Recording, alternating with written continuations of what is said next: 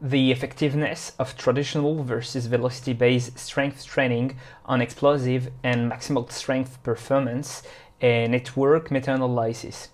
On se retrouve aujourd'hui pour une revue informelle de l'étude. C'est une méta-analyse qui a été faite sur énormément de papiers, d'accord? Donc une méta-analyse, énormément de papiers. Non, on va se calmer. Ils ont scanné énormément de papiers. Habituellement, on est plutôt sur on va dire 6 000, quelque chose comme ça. Là, il y en a 12 000, au départ. Puis après, derrière, ils ont inclus finalement, après avoir bien élagué, que 13. Donc voilà, pas énormément de papier.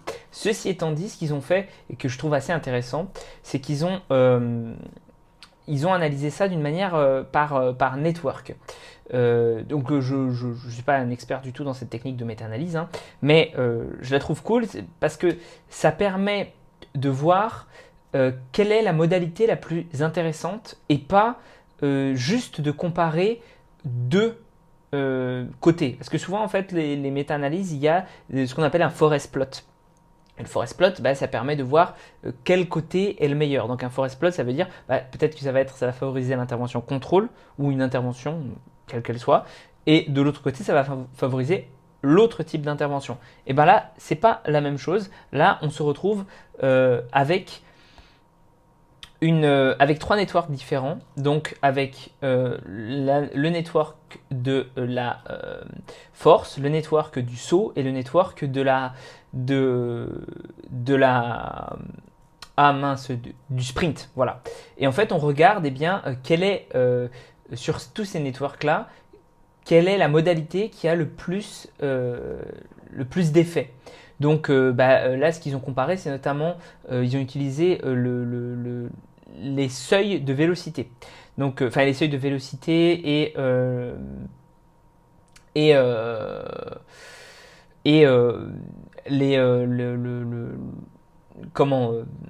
alors je vais dire très exactement, les seuils de vélocité, les répétitions en réserve, le Velocity Based Resistance Training, donc qui n'est pas vraiment les seuils de vélocité, je vais expliquer, et le Traditional 1RM Based Resistance Training. Donc ça, le Traditional 1RM, c'est les pourcentages de force. Voilà. Donc, qu'est-ce que ça veut dire que les seuils de vélocité? Les seuils de vélocité, c'est quand tu arrêtes une série après avoir perdu un certain nombre de vitesses. D'accord? Donc par exemple, ta vitesse, il faut que, évidemment, tu essayes d'aller toujours le plus vite possible, mais mettons que ta vitesse, que tu as un seuil de vélocité avec basse vitesse, ça veut dire que tu vas, avec basse vitesse, ils s'appelle ça low VL. Donc low VL, ça veut dire en gros peu de perte de vitesse.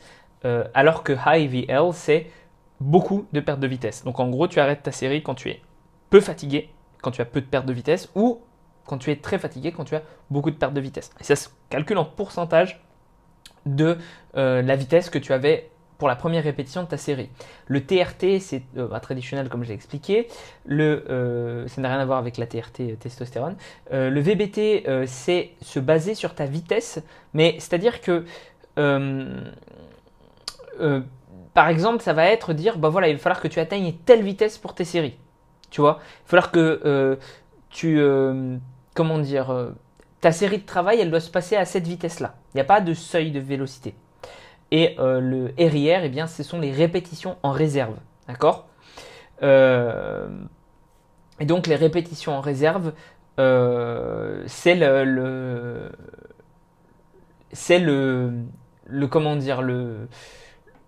une échelle qui te permet de savoir combien de répétitions, basiquement, il te reste. Par exemple, 2 répétitions réserve, c'est 2 répétitions avant l'échec musculaire. J'espère que je suis relativement clair, parce que c'est pas trop facile à expliquer. Mais je l'ai quand même bien résumé. Donc on a toutes ces modalités-là qui sont comparées pour chaque network. D'accord? Et en gros, ce qu'on remarque, c'est que à chaque fois, ce qui s'en sort le mieux, que ce soit pour la force, que ce soit pour les sauts, que ce soit pour le sprint, c'est toujours soit le low velocity loss, soit le high velocity loss. Donc voilà, Ensuite, les autres modalités qui arrivent un peu derrière.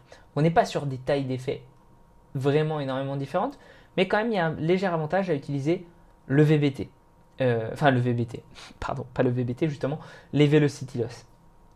Donc voilà, de façon générale, ce qu'on remarque surtout, c'est l'endroit où ça marche le mieux, c'est les low